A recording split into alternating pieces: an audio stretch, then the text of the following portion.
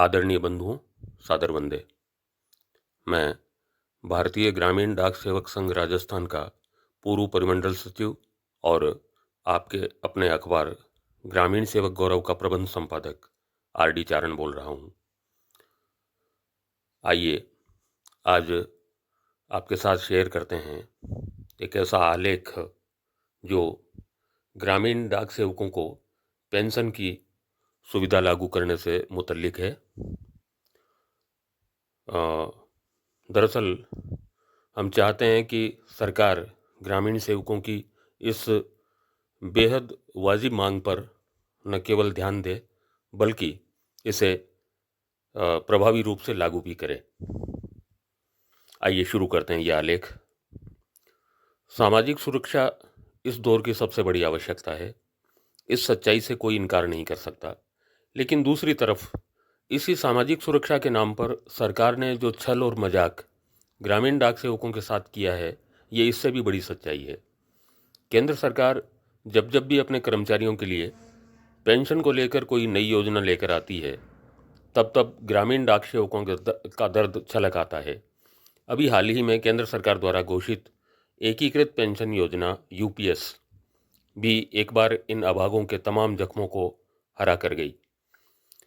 150 सालों के इतिहास में पहली बार वर्ष 2011 में डाक विभाग ने जब सर्विस डिस्चार्ज बेनिफिट स्कीम एसडीबीएस के नाम से ग्रामीण डाक सेवकों के लिए पेंशन योजना की घोषणा की, तो सदियों से वंचित और उपेक्षित इस नामुराद तबके की लगभग मुरझाई हुई उम्मीदें खिल उठीं।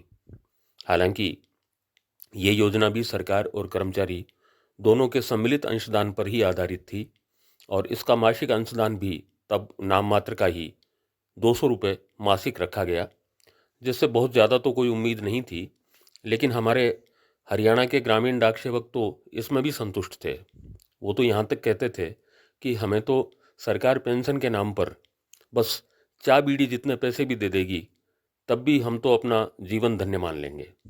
बाद में हमने देखा कि इसमें भी न्यूनतम 1 लाख और बाद में 2 लाख से कम जमा राशि की आड़ लेकर पेंशन देने से इनकार कर दिया गया, जो एक क्रूर मजाक ही कहा जाएगा। अब आते हैं सरकार द्वारा अभी हाल ही में घोषित पेंशन योजना पर, जिसमें 10 साल के सेवाकाल पर कम से कम 10,000 रुपये गारंटीड पेंशन का प्रावधान किया गया है और इधर 45 साल के सेवाकाल पर भी 10 रुपये मासिक पेंशन का भी प्रावधान नहीं है।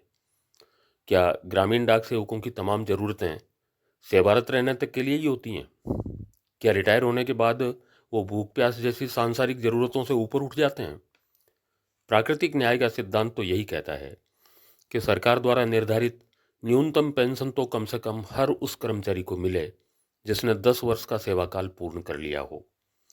वैसे कायदे से अगर देखा जाए तब तो माननीय केंद्रीय प्रशासनिक न्यायाधिकरण सेंट्रल एडमिनिस्ट्रेटिव ट्रिब्यूनल की प्रिंसिपल बेंच द्वारा दिए गए ऐतिहासिक फैसले के अनुसार ग्रामीण डाक सेवकों को पेंशन सहित सभी सुविधाएं समानुपातिक आधार पर 5:8 में मिलनी चाहिए। न्यायालय द्वारा मान्य 5:8 के फार्मूले के अनुपात में ग्रामीण डाक सेवकों को कम से कम 6,250 रुपये तो मासिक पेंशन मिलनी ही चाहिए, जिस पर अगर मौजूदा 53% महंगाई राहत जोड़ दी जाए तो ये राशि 9,563 रुपये बनती है, जो लगभग उतनी ही है जितनी केंद्र सरकार न्यूनतम पेंशन देने जा रही है। यहाँ हमें राजस्थान के देहाती अंचलों में प्रचलित दुगुले न्याय की अवधारणा याद हो आती है, जिसका मूल स्रोत राष्ट्रकवि दिनकर की अमर कृति रश्मिरथी की ये पंक्तियाँ हैं, जो स्वयं योगेश्वर कृष्ण ने महाभारत रोकने के अंतिम प्रयास के तौर पर कही थी। दो न्याय अगर तो आधा दो, दो न्याय अगर तो आधा दो, पर उसमें भी यदि बाधा हो तो दे दो केवल 5 गांव, रखो अपनी धरती तमाम। हम यही खुशी से खाएंगे, परिजन पर अशीन उठाएंगे। क्या डाक विभाग ये 5 गांव देने की पहल करके इस बड़े समाज की आशीष लेगा, या फिर दुर्योधन वाली हठधर्मिता पर चलकर इस समूचे कुनबे का कोपभाजन बनना पसंद करेगा? आप सबने मेरे इस आलेख को सुना, इसके लिए आप सबका बहुत बहुत आभार।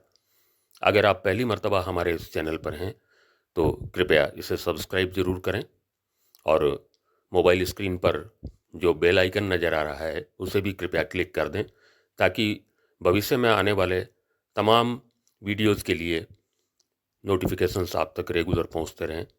पुनः एक बार आप सबका बहुत बहुत आभार। जय हिंद, जय भारत।